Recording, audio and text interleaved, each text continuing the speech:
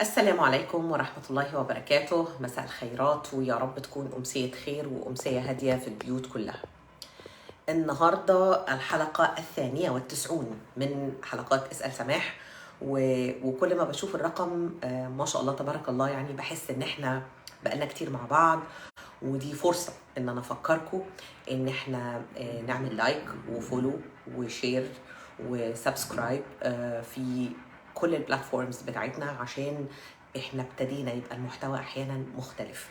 والفترة القادمة مواصفات كل بلاتفورم او كل منصة هتختلف. يعني الحاجات اللي هتلاقوها على انستجرام مش هتلاقوها على تيك توك، الحاجات اللي هتبقى موجودة على تيك توك مش هتبقى موجودة على فيسبوك، الحاجات اللي هتلاقوها على يوتيوب ممكن تكون مختلفة.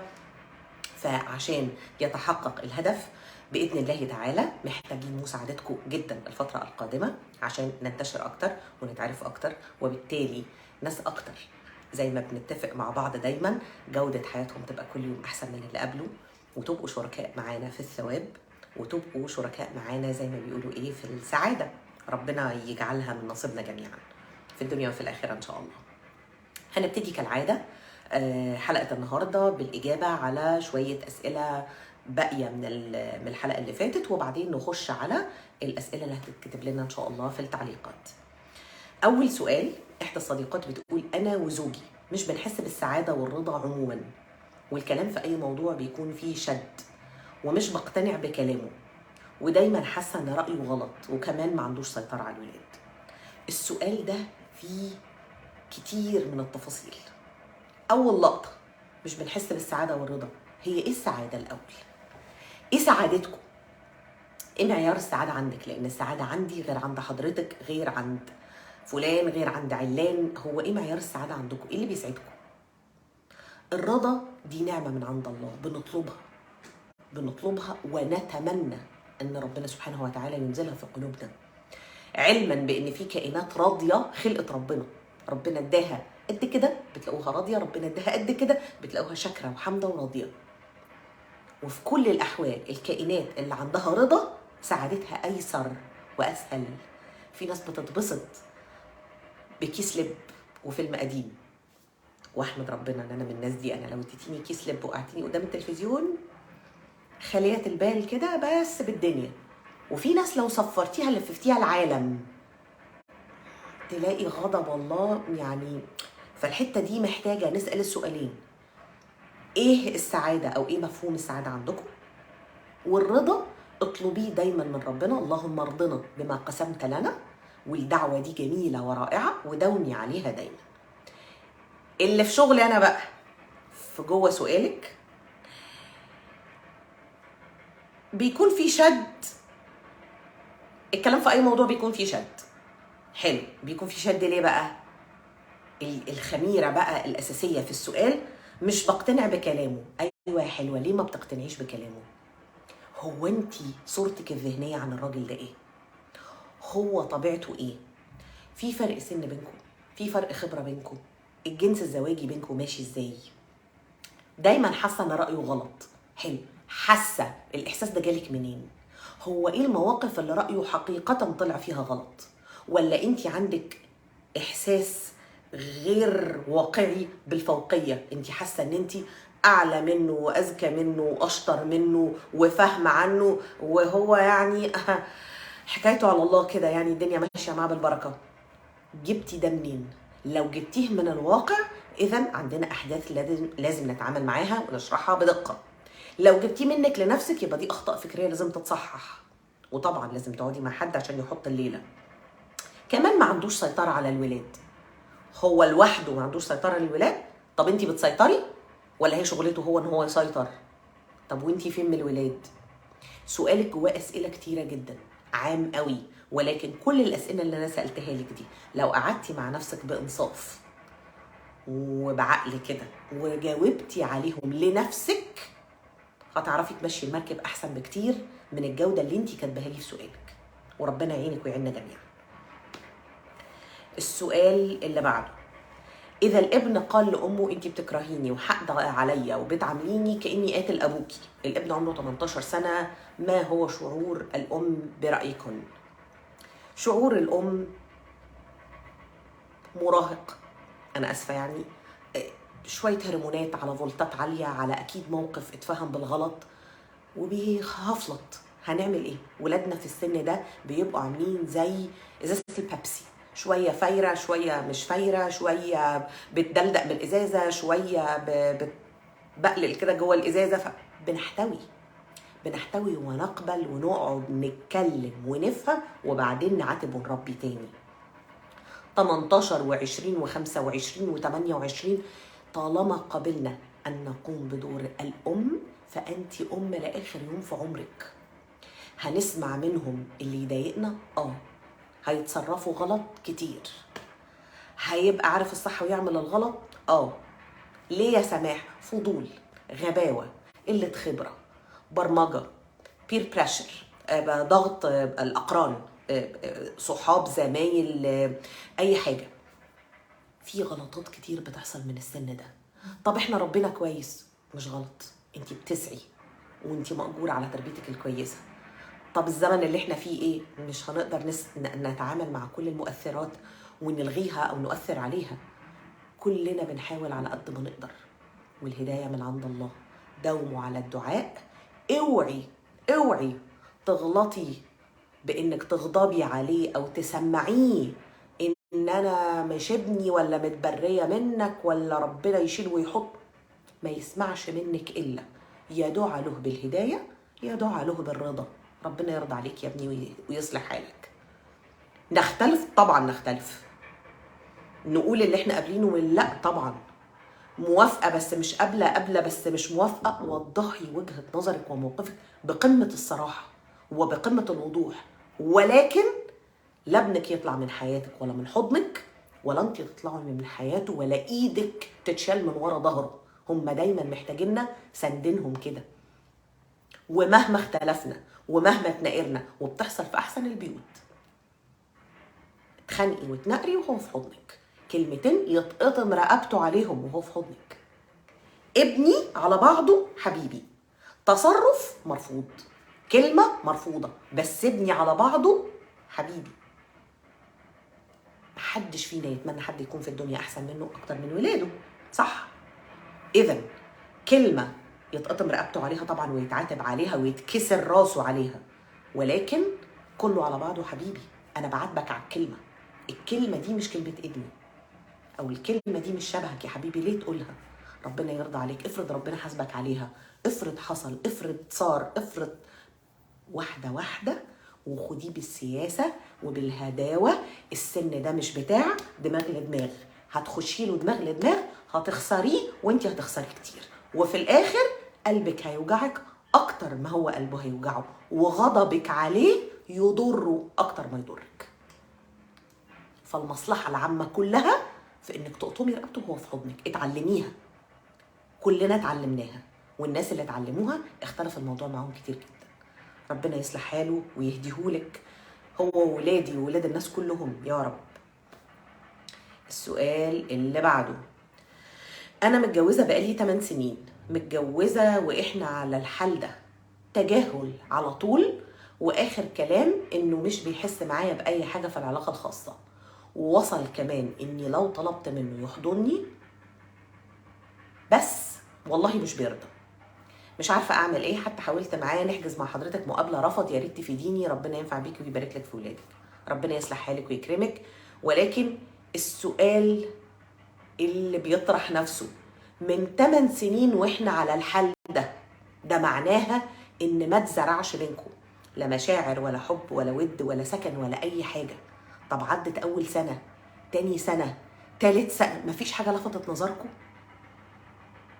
اغلب الظن الجوازه دي ما كانتش على هواه، على هواكي. المؤشرات اللي انت بعتها لي ان مفيش مشاعر من اول يوم، ان مفيش احساس من اول يوم. يمكن انت بتحسي بس انت بتقولي لي واحنا على الحال ده تجاهل على طول. مين فيكم اللي متجاهل التاني؟ هو اللي متجاهلك؟ طب انت بتقدمي بالود ولا انت كمان متجاهلاه؟ فانتوا الاتنين كل واحد عايش في حته. لو انتوا الاتنين كل واحد عايش في حته فهي ما كانتش جوازه من الاول. على المستوى النفسي انتوا ما اتجوزتوش، ولما يجي يقول لك مش حاسس، هو حقيقي مش حاسس، ولكن الغلطه اللي عندكم ان انتوا اتصارحتوا بعد 8 سنين. اتخطبتوا قد ايه؟ حسيتوا بايه في الخطوبه وايه اللي خلاكم تتجوزوا؟ يا جماعه دي من الحاجات اللي بتخلينا دايما نقول للناس ابوس ايديكم، خدوا فتره خطوبه كافيه. ابوس ايديكم، اللي مش حاسس وهو في فترة الخطوبة انه قادر يعيش مع الشخص ده حياة المتجوزين ويسعد معاه ويسعد في حضنه في علاقة خاصة وفي احتكاك وفي صحيان ونوم وفي اكل وشرب وفي مسؤوليات وفي هات الواد وودي البيت، اللي مش شايف ده ما يتجوزش. الجواز مش مكتوب على ايدينا ولو ما حصلش هنخش جهنم خالص، ولكن يا تتجوز وتعيش سعيد يا ما تتجوزش.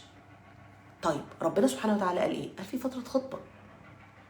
كل فقهاءنا قالوا في فترة خطبة. هي فترة الخطبة دي لايه؟ اتعامل، شوفها، اقبلها، اقبليه، شوفيه، حسي، قبول، بدخل قلبك، استحسنتيه، بصاحب دين، ذوق لطيف، اهلا وسهلا، كمل جواز. انما من دي 1 تجاهل وبعد 8 سنين ما سالتكيش بقى السؤال الجميل، مين اللي هيدفع بقى ضريبه الجوازه اللي بتبوظ دي؟ معاكوا كام طفل؟ عشان كده لما بنقول اقعدوا شويه في الخطوبه بلاش تتخطبوا جوه الجواز، الناس بتقول لا سماح، يعني اصل الزمن ما بقاهوش، ما احنا جاهزين. جاهزين يا حبايبي؟ هو انتوا بتعملوا شركه؟ يا ريتها جت على كده. احنا معدلات الطلاق المرعبه 90% من الحالات خطوبات جوه الجواز. انا بسميها كده لان احنا ما خدناش فتره خطوبه كافيه. 20 يوم، 30 يوم، 3 اشهر، 6 اشهر، دي مش فترات تكفي ان انا اعرف بني ادم، اعرفه صح وغلطه وسعادته ونرفزته وخلافاتنا وطباعه وشكله. خدوا وقتكم عشان تبقى جوازة العمر. ربنا يسعدكم. في حالة حضرتك لو هو وصل لدرجة القفلة دي، ده معناه انه واخد قراره. هي وقت قبل ما ينفذ، هو بيبلغك عشان القرار ده غالبا ربنا يهديله حاله هيتنفذ قريبا. حلكوا ايه؟ اذا انتوا الاتنين عايزين تكملوا هذه العلاقة بتتواصلوا مع حد اخصائي سماح او غيرها. في رجالة بتتحفظ احيانا على انها تقعد مع واحدة ست، ممكن ارشح لك كثير من الزملاء الرجال، يعني اساتذتي وتاج راسي، تقعدوا معاهم، ولكن هتحتاجوا تبنوا جوازة من الف ب. هتحتاجوا تتخطبوا من اول وجديد وتتجوزوا حقيقي على المستوى النفسي. ربنا يصلح حالكم ويهديهولك ان كان في استمراريتكم خير ليكم انتوا الاثنين. صلي استخاره كتير وربنا كريم وربنا هيرتبها لك زي ما هو بعزته وجلاله شايف. لو سمحتي ازاي اتعامل مع الزوج اللي بقى يتقمص على كبر؟ بصي بقى، دول بيبقوا قمر في المرحله دي. عشان اكون صريحه معاكي، كل رجالتنا بعد ما بيعدوا بس محدش يبلغ عني 50 بيبقوا قماصين شويه، حساسين شويه، لانه عايز يحس انه ملك الملوك ولسه الشاب الحليوه اللي الدنيا كلها تحت صباعه. ومين همزه الوصل بينه وبين تحقيق ذلك؟ بتبقى الزوجه. فبيتقمص منك اكتر من اي حد، لان ببساطه توقعاته منك اكتر من اي حد. هنا بقى بتيجي ايه؟ ود ورحمه. دايما في تفسيرها كثير من الفقهاء قالوا الود للشباب والرحمة لمن كبر. فقد ما كان هو يا حبيبي ودود وبيشيلني وبيطول باله وبيعديلي، رصيده قد كده، فلما يتقمص انا اضحك، فلما يتلوي اطبطب انا، معلش مش مشكلة، خيره سابق وكتير. ياما طبطب وياما رضاني وياما كان حنين وياما دخل عليا بحاجات حلوه وياما ملا بيتي خير وياما طول باله عليا وعلى اولادي وعلى زننا وعلى قرفنا وعلى مصاريفنا. فايه المشكله اما يتقمص شويه وهو كبير؟ احنا ما بنتكلمش طبعا عن صمت عقابي، ما بنتكلمش على زعل بالشهور، دي ليله تانية ولها علاج مختلف تماما. انما انا بتكلم على الاعم والاشمل بعد سن 50. في اغلب الرجال، الستات ما لهمش في الحته دي على كبر سبحان الله، واحنا صغيرين احنا اللي بنبقى قماصين، لما بنكبر العمليه بتتعكس، هم اللي بيبقوا قماصين. عشان كده دايما بقول ايه؟ طول ما الرصيد عمران محدش فينا يقلق من التاني. ولاد الاصول كده. ما تروحيش بقى تجيبي لي اكستريم اكستريم الاكستريم وتيجي تقولي سماح اصل في الحاله دي زعقت له. ايوه، ما هو في ستات عايزه يعني قطع لسانها كتير، وفي رجاله مزعجه كتير. انما احنا بنتكلم على القاعده العامه السويه. القاعده العامه سويه. الرجاله لما بيكبروا بيبقوا حساسين اكتر. لو طلب الطلب ويعني شلتي ابره قبل ما تلبي له طلبه ممكن يتقمص ويزعل. تمام؟ فناخدها كده واحده واحده. اسحبي من رصيد الود، ودلوقتي اديله كاش رصيد الرحمه. ربنا يسعدكم ويقويكي عليه ويهديهولك يا حبيبتي. صباح الخير، صديق ليا عنده مشكله، متزوج من 15 سنه وعنده بنتين ما شاء الله ربنا يحميهم، وهو وزوجته دكاتره ومحترمين. الزوجه مش قادره تنسى حب قديم وتواصلت مع الشخص تاني واعترفت لجوزها، لكن هي وزوجها مش عايزين يدمروا اسرتهم، والشخص التاني مش بيحبها ولا في نفس البلد اصلا. نصيحه للزوج قبل الزوجه، لان الزوجه رافضه المساعده وشايفه انها تقدر تحل المشكله لوحدها. هما نصيحتين، واحده للزوجه وواحده للزوج. الاولانيه للزوجه، شيطانك شاطر يا حلوه، ولو سبتي نفسك هيجيبك الارض. فبالبلدي كده تحصني بعلاقتك بربنا وبجوزك، وهاتي مرشدير فورا، لان شيطانك اللي جرائك انك تدوري على الاكس وتتواصلي معاه وتوصلي لدرجه انك تروحي تقولي لجوزك ان المشاعر دي عندك، ده معناها ان هو شيطان شاطر وقادر ونفسك مساعداه. فاعقلي، لان هو عقلك اللي هيساعدك ضد شيطانك ونفسك. دي اول نصيحه. نصيحتي بقى للزوج، طبعا مش هقول لك الكلام اللي احنا بنقوله احيانا للستات، اصبغي شعرك، البسي لك قميصين حلوين، تمكيجي شويه، طب شوفي انت مش محتويه في ايه. طبعا في مجتمعنا ما بيقبلش ان يتقال الكلام ده للراجل، ولكن هقول لك ايه اللي ناقصها كست. تصرفها صح، ما اقدرش اقول كده، ولو قلت كده بقى ست مش مظبوطه. وش مفيش اي مبرر لا لخيانه الست ولا لخيانه الراجل. زي ما انا ما بلتمسش للراجل الاعذار، انا ما اقدرش التمس لحد الاعذار في الخيانه، لان ما اقدرش اقول برضو ان دي خيانه بشكل كامل، ولكن ده اول السكه، دي اول تكه في الزحليقه. لان هو شيطاننا عمره ما بيجيب الست يقول لها انت هتخوني، ولا بيجيب الراجل في اول مره يقول له انت هتخون، بس هي بتدخل الدخله دي. تمام؟ فانتوا كده دخلتوا الدخل. نقطع بقى لسان وفرط الشيطان ده من اساسه قبل ما يخش البيت ده ازاي. هاجي اقول لك ايه اللي ناقصها؟ بتتكلم معاها، محتويها، مكتفيه جنسيا، محترمها، ليها ذمه ماليه، وضعها في الجنس الزواجي معاك ايه، معاملاتكم اليوميه بينكم وبين بعض اخبارها ايه. كل ده محتاج مراجعه واضحه وصريحه ودقيقه. وللاسف هقول لك نصيحه اضافيه او مكمله، ما بحبش تتفهم غلط، ولكن الرجل الحازم بيلقى استحسان واعجاب المراه اكتر بكتير من الراجل الطري. والموقف ده محتاج كثير من الحزم، مش القسوه. قسوه حاجه والحزم حاجه تانية. الحزم يعني ايه؟ يعني ما لله لله وما لقيصر لقيصر. انما لو فهمت او تفاهمت زياده عن اللزوم هتتصنف راجل طري، وانا ما اقبلهاش، لا على ابني ولا على اخويا ولا على ابن خالتي. اجمد، ولكن راجع علاقتك معاها بتركيز عشان تعرفوا ايه اللي محتاج تصليح، وربنا يصلح حالكم ويهديكم انتوا الاثنين. سؤال لاحدى الصديقات، انا حاولت كتير ورحت لدكاتره بسبب العلاقه الخاصه، مؤلمه ومخيفه، بالاضافه لان طبع زوجي عصبي وتطاول بالايدي لغايه اني قفلت خلاص من العلاقه الخاصه، ومش قادره اتخيل نفسي معاه اصلا خالص، بحس بقرف ووجع، وقلت له اتجوز. دلوقتي بيقول لي شوفي حد نروح له نتكلم معاه. قلت له خلاص انا مش عايزه اروح لحد، انا كده مرتاحه جدا ومش عايزه حاجه غير تفكيري في ولادي، بس انا خايفه من المستقبل. هو رافض فكره ان مفيش علاقه خاصه وبيحصل مشاكل ومش راضي يتجوز، بيحاول يتغير بس للاسف بعد ما انا قفلت خالص.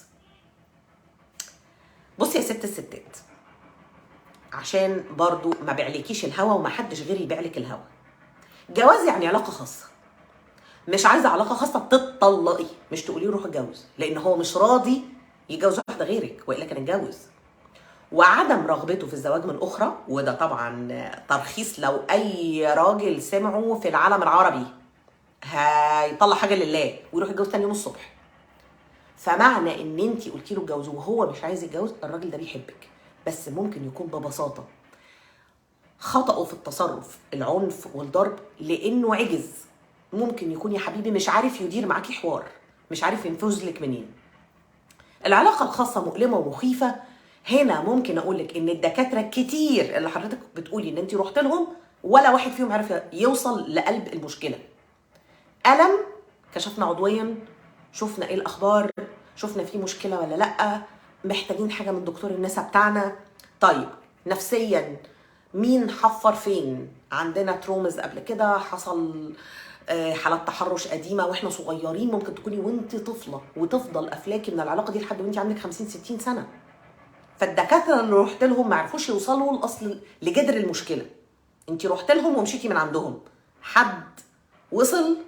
او هل حضرتك تابعتي مع حد فيهم، ولا كنت بتروحي زياره تلاقي ما فيش فايده تاخدي بعضك وخلاص الراجل ده ما بيفهمش او الست دي ما بتفهمش؟ وده طبعا تقييم ظالم، لان ما فيش دكتور هيقدر يحل لك الحاله كده. انت بتتكلمي في حاجات ممكن تكون مركنه بقى لها عمر طويل، ده انت ممكن تحتاجي من 10 ل 12 جلسه عشان بس نعرف نجيب جدر الليله.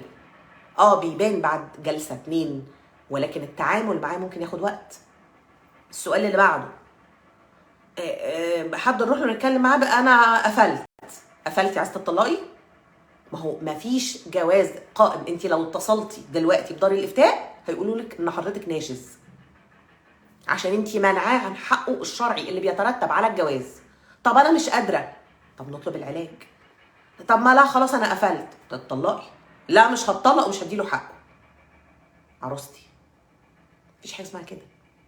انت تقعدي مع نفسك تشوفي انت عايزه ايه.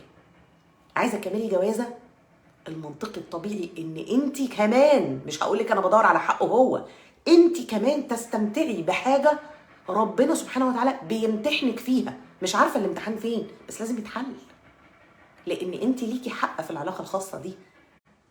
احنا قبل كده شرحنا في عده حلقات لها علاقه بالعلاقه الخاصه ان في الدنيا في 3 علاقات جنسيه مالهمش رابع. رجل يستمتع بامراه غصب عنها وده اغتصاب، ده مش في ديننا. رجل يستمتع بامرأة وامرأة تمتعه ولا تستمتع، وده عهر، ده مش في ديننا. فاضل العلاقة الثالثة اللي شرعنا الحنيف سمح لنا بيها ويثبنا احنا الاثنين عليها، أن نمتع ونستمتع احنا الاثنين. عشان كده هي جزء من عمار الأرض، لأن ربنا سبحانه وتعالى عالم بنفسية عباده، فخلى الحاجة الجميلة الراقية دي بينا عشان الاتنين يستمتعوا والاتنين يعفوا بعض ويمتعوا بعض ويترتب عليها عمار الأرض. تمام؟ فناخدها واحدة واحدة. ربنا يصلح حالكم. اسعي للعلاج من فضلك، لأن ممكن تكون المشكلة أساسها عندك بس هتقفل عنده، وممكن البيت كله يدفع ضريبة أو تمن مشكلة انت نفسك يا غلبانة ممكن تكوني ضحية فيها. ربنا يصلح حالكم ويديم عليكم الخير يا رب دايما. طيب نبتدي نشوف أسئلة اليوم. بسم الله.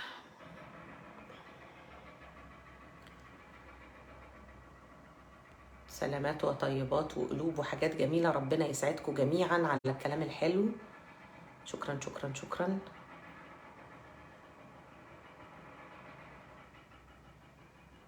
انا عشان بقرا من على شاشه نفس التليفون فهتلاقوني ببرق شكلي يضحك شويه، فمعلش. ولكم بالمثل وزياده كل الناس اللي بتدعي لنا. في سؤال من احدى الصديقات بتقول ساعديني يا دكتوره، ايه الحل مع الزوج الناقد دايما على كل شيء، لا يرى غير الشيء الناقص فقط، ودايما سيء الظن مع اي شيء حلو بيتعمل، واي شيء بسيط في البيت مش مرتب يهول منه ويكبره ويقول كلام جارح. اتكلمت معاه كتير وهو مش مستوعب انه كلامه جارح او انه بيغلط.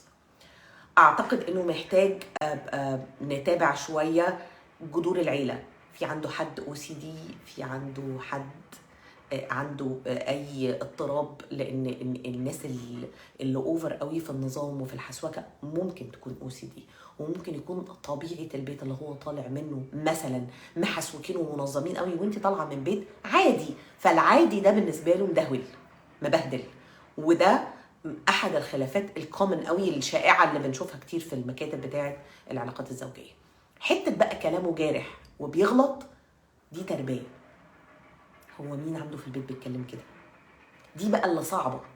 يعني انا مش عايزه اقولك ان سهل ان انا اصلح OCD او اتعامل معاه، اسهل من اني اصلح لسان جارح وغلط واتعامل معاه. اللقطتين مختلفتين خالص. فملوش حل غير انه تحاولوا تقعدوا مع حد عشان نعرف اصل الاضطراب ده او اصل الكونسيرنز بتاعته جايه منين، التحفظات بتاعته دي جايه منين.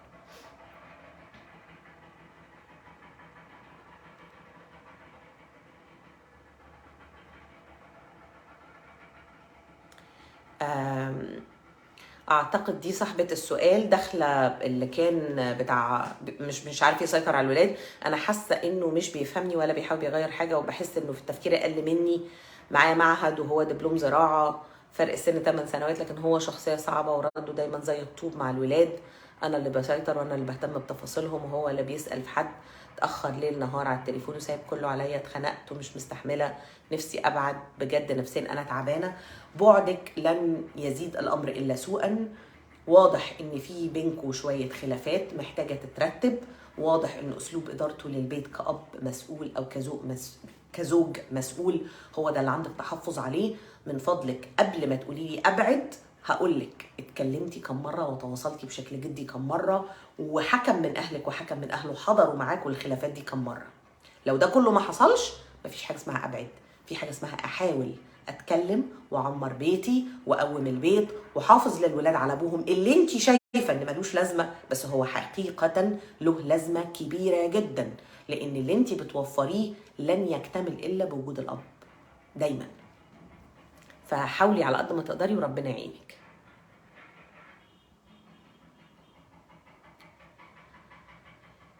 ازاي اتخطى حاجز المشاكل مع الزوج وابدا من جديد بعد المشاكل الكبيره؟ بتحسي ان بقى في حاجز مش عارف ترجع لطبيعتك ولا احساسك معاه زي الاول؟ ازاي نتخطى كده ونبدا تاني من جديد بعد كل ده، وطبعا بعد ما اتعلمنا اخطاء الماضي؟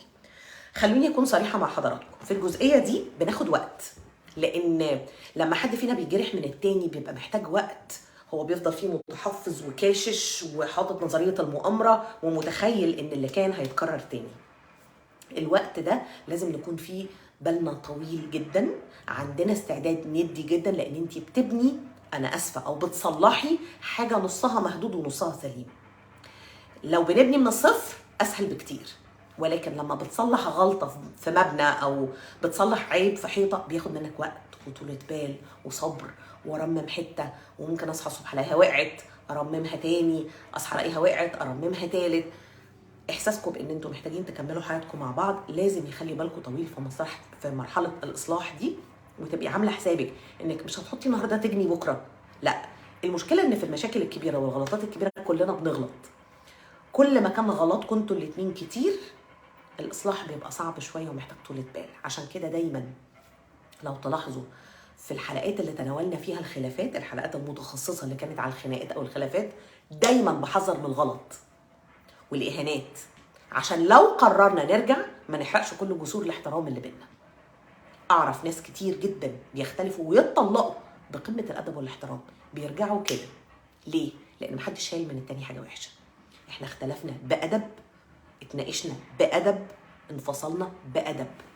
اكتر حاجه من الماضي بتوجع قوي قله الادب والاهانه. انا اعرف ناس اتطلقوا من شده وقع كلمتين 3 او جملتين 3 هي مش عارفه تعيش معاه بعدهم، او هو مش عارف يعيش معاها بعدهم. خدوا بالكم يا جماعه من لسانتكم في الخلاف. ربنا يصلح حالنا. يبقى طولة البال والبنى، لازم يكون عندك استعداد تدي اكتر ما تاخدي، واول ما اللي قدامك يطمن تبتدي تاخدي تاني، ما تقلقيش.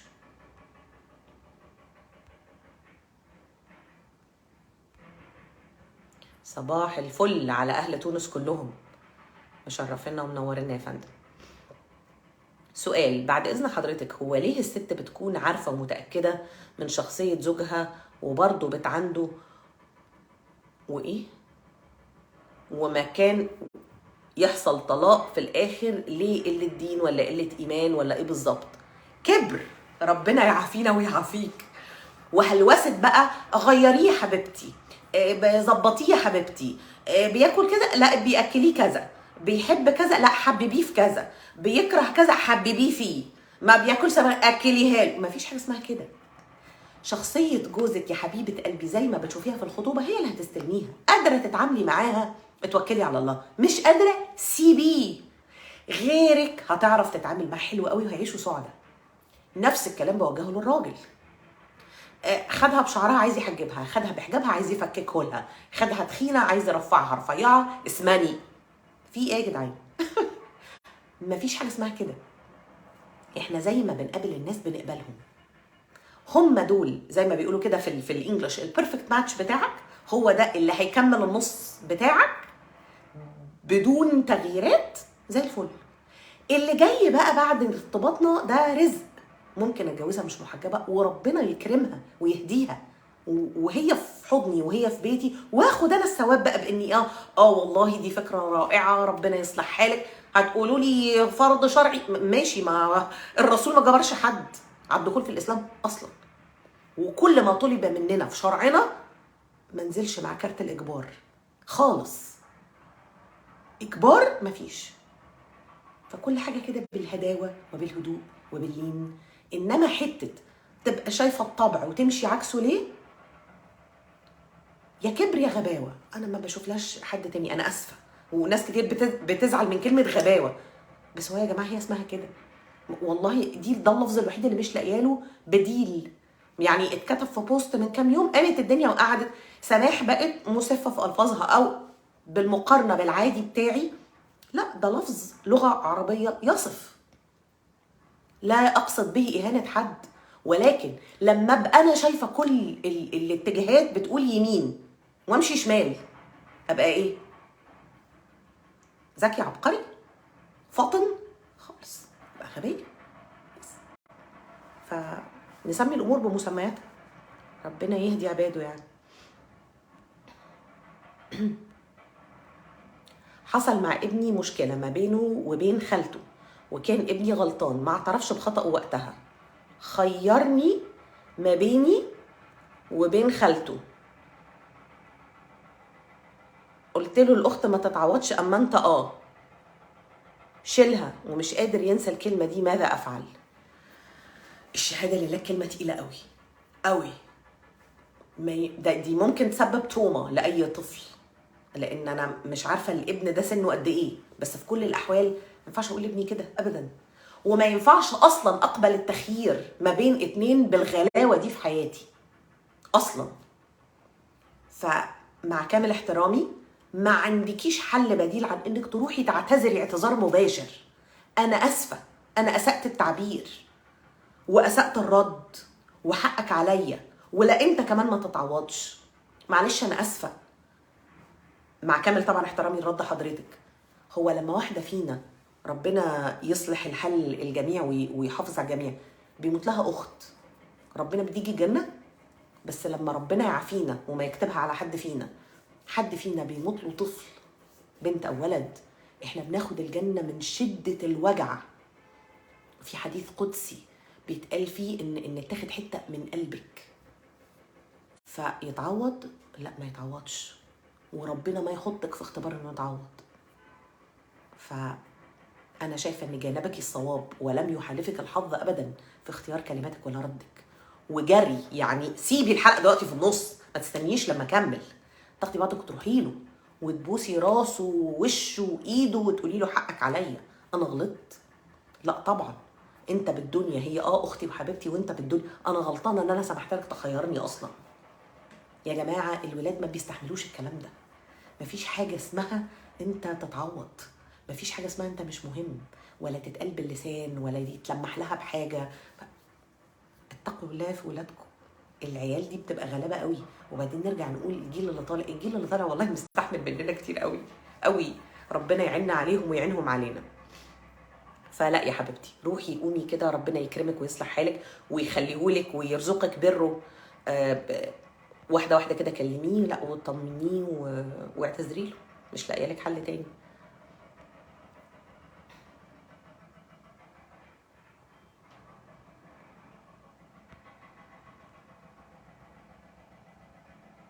طيب احنا تقريبا خلصنا الاسئله، وربنا يصلح حال الجميع ويسعدكم جميعا، واشوفكم يا رب على الف خير. واسبوعنا النشيط الحافل هيبتدي ان شاء الله من يوم الاثنين. نشوفكم بقى في حلقاتنا منتظمين. خلاص كاس العالم بقى والاجازات اللي مدينها لكم عدت الحمد لله على خير. الفتره اللي جايه عندنا شويه مفاجات قويه جدا هتسمعوا عنها تباعا. الكورسات بتاعتنا ابتدت تشتغل خلاص مع بداية السنة الجديدة، موسم 23 إن شاء الله. هنبتدي نتواجد بقى في محافظات مصر. ابتدينا نتعزم فما ينفعش نقول لأ، فإن شاء الله هنبقى موجودين كده بالترتيب على حسب المحافظات اللي ردت علينا على البوست بتاع بتتابعونا منين. إن شاء الله هنبتدي بمصر، وربنا كريم إن شاء الله هنبتدي نطلع بره واحدة واحدة. ولكن حاليا بإذن الله تعالى على مدار يناير متوقع إن احنا نتواجد في اسكندرية على فنجان قهوة. لسه هنقول لكم التاريخ والتفاصيل، وباذن الله تعالى اشوفكم بالف خير واسمع عنكم دايما الف خير. وربنا يسعد البيوت كلها وبيتي من ضمنكم، ويهدي الشباب والبنات كلهم يا رب، وولادي وبنتي من ضمنهم. اشوفكم على الف خير ونهاركم سعيد، وباذن الله يوم جميل مشمس النهارده. امبارح جالنا شويه مطر، دعينا فيهم شويه، ربنا يقبل منا ومنكم.